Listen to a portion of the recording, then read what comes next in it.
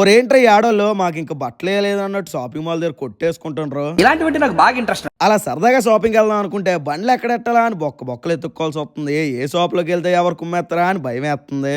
అలా ఓ షాప్ లోకి దూరి మా ఓడికి నచ్చినవన్నీ తీసుకోరా అంటే ప్యాంట్ల బదులు లంగాలు చూస్తుండో, షర్ట్ల బదులు జాకెట్లు చూస్తుండో. ఈడి పర్సనాలిటీకి సైజులు దొరక్క ఇక్కడ అన్ని అలాగే ఉన్నాయిలే. ఇక్కడికి నచ్చినవన్నీ వేసుకుని ఫోటోలు తీసుకుని అమ్మో ఇంత రేటా అని పక్కన ఏడ్చేస్తుండో. మా పొట్టోడైతే ట్రయల్ రూమ్ కి వెళ్ళి అంత తీరిక కూడా లేకుండా అక్కడే మార్చేసుకుంటుండో.